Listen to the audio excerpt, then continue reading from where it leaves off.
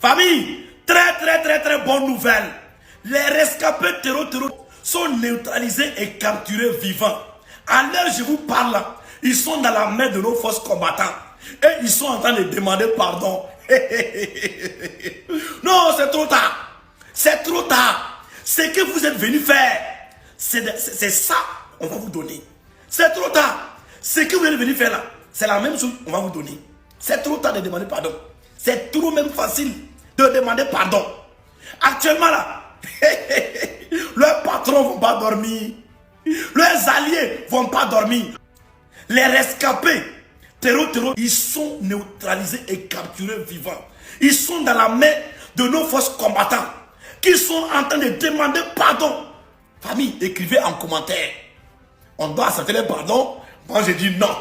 Non et non. Ceux qui sont venus faire là, c'est la même chose qu'ils vont prendre. Oui. Il n'y a pas pardon dedans. C'est trop tard. Déposez les armes ou périr. Vous avez préféré continuer avec les armes. Maintenant, vous allez tous périr. Non. Actuellement là, Satan et sa femme Satine vous attendent les bras ouverts. Oui. C'est de ça qu'il s'agit. Il n'y a pas pardon de la famille. Écrivez en commentaire. Qu'est-ce que vous en pensez? Moi, j'ai dit non, il n'y a pas pardon dedans. Il n'y a même pas pardon dedans. Il n'y a pas pardon dans ça. Parce que on les a interpellés 1000 fois. Déposer les armes ou périr. Et les vautours vont vous en faire leur festin.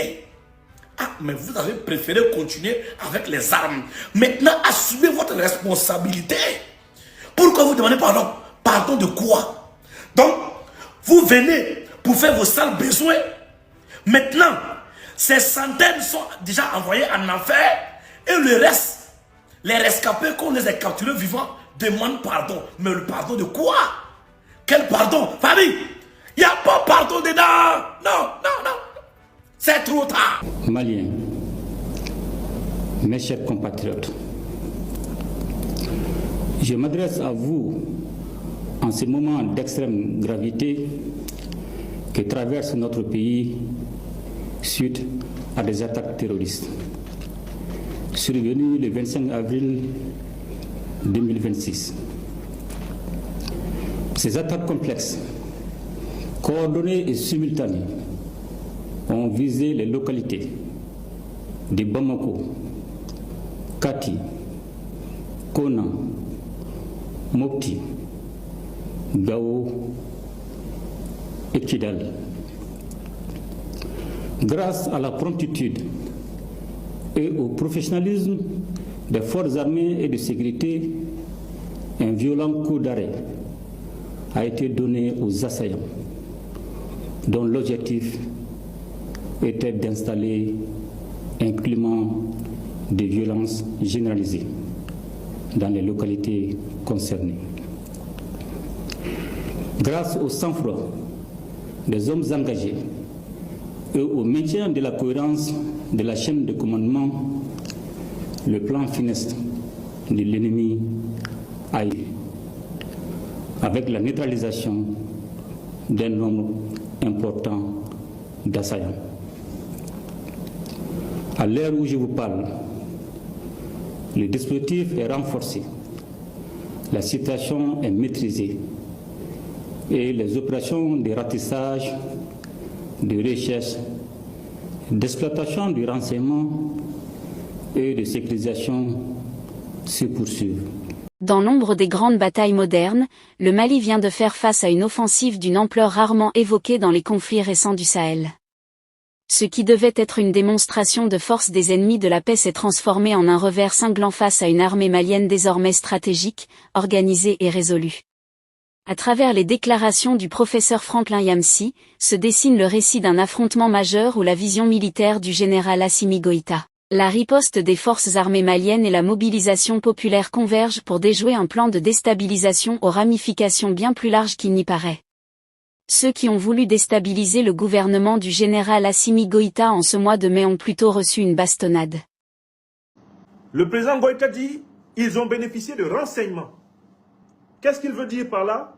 À savoir que les satellites américains, les satellites français ont renseigné les groupes terroristes. Parce que pour que l'opération soit coordonnée, une opération complexe comme ça, il faut du renseignement aérien. Il faut du travail sur les cartes. Il faut vraiment une programmation à la minute près. Il faut une coordination. Il faut un état-major de haute technologie. Parce que c'est une campagne militaire organisée pour une armée. C'était de 10 à 12 000 hommes. Ce n'est pas simplement quelques hordes de terroristes qu'on a mis en mouvement contre le Mali. Il s'agit d'une opération pour briser le Mali. Et voilà pourquoi ils vont recommencer. Ils vont tout faire pour utiliser jusqu'au bout les troupes qu'ils ont mobilisées. Ils ont mis beaucoup d'argent dedans. Ils ont mis beaucoup de logistique dedans. Et ils ont mis beaucoup d'espoir de remettre la main sur l'or malien, sur l'uranium nigérien, sur le manganèse et l'or burkinabé. Ils ont vraiment misé gros. Et la chair à canon, eh bien, des mercenaires terroristes, ils sont prêts à en faire usage jusqu'au bout. Ils s'en fichent. De toutes les façons, la mort des terroristes n'intéresse personne. Ni ceux qu'ils affrontent, c'est-à-dire les innocentes et souveraines populations africaines, ni ceux qui les envoient. Je vous fais remarquer que dans toute cette affaire-là, les seuls morts qui n'intéressent personne, c'est la mort des terroristes. Ceux qui les envoient s'en fichent pas mal. Ils ne cherchent même pas à récupérer les corps pour les enterrer en écrivant leur nom sur une tombe. Ils sont traités comme des chiens par leur maître. Et comme ils viennent se comporter moins que des chiens contre les êtres humains, eh bien, la réplique est à la hauteur de leur barbarie. Mais je vous fais remarquer que les terroristes sont les seuls dont la mort ne compte pour personne. Ni pour ceux qui les envoient, qui se contentent de dire « vous en avez pour votre... vous faites des crimes, on vous paye ». Ni pour ceux qu'ils viennent affronter, qui les considèrent tout naturellement comme des traîtres à la patrie africaine. Donc, les moyens de renseignement, ça renvoie pas simplement aux renseignements sur le terrain. Les moyens logistiques, je les ai décrits du mieux que je pouvais. Le renseignement, les moyens internes, c'est donc l'opposition instrumentalisée par Paris. Les moyens internes, ce sont une ribambelle de chefs religieux radicalisés et qui sont chargés de tenter de semer la pagaille sous couvert d'enseignement religieux à l'intérieur du pays. C'est aussi, bien sûr, des individus stipendiés dans la société civile qui se glissent même dans certains médias et qui utilisent les réseaux sociaux pour semer la zizanie à l'intérieur du Mali. Voilà la 25e colonne. Voilà la 25e colonne. Voilà la colonne de la 25e heure reconstituée. Enfin, ces ennemis internes, ce sont des complicités à l'intérieur de l'appareil de défense et de sécurité. Car il n'a échappé à personne que une partie des opérations que le Mali vient de subir n'aurait jamais pu atteindre les petits et quelques objectifs qui ont été atteints sans des faiblesses internes. Et ces faiblesses internes viennent du fait que, comme on l'a vu depuis le coup d'État qui a été essayé au mois d'août, il y a des brebis galeuses qui traînent dans les chaînes de commandement, qui ne font pas correctement leur travail. Et c'est de ça que nous parle le président Assimi Goïta. Il nous dit, les traîtres, ils ne sont pas que dehors, ils sont dedans. Le traître est à côté. Quand je regarde le storytelling, par exemple, qui tourne autour des conditions dans lesquelles la voiture piégée a pu aller frapper les murs de la maison du général Sadio Camara, on sait qu'il fallait forcément des gens qui revendiquent une proximité avec lui pour que tous ces barrages-là soient franchis. Ce qui nous renvoie ici à ce que le président Goïta a appelé la nécessité de consolider, de renforcer le dispositif. Quand il dit consolider, renforcer le dispositif, c'est parce qu'il reconnaît qu'il y a eu des failles, il y a eu des faiblesses. Parce qu'on n'aurait pas pu tuer le général de corps d'armée Sadio Camara s'il n'y avait pas eu des failles et des faiblesses.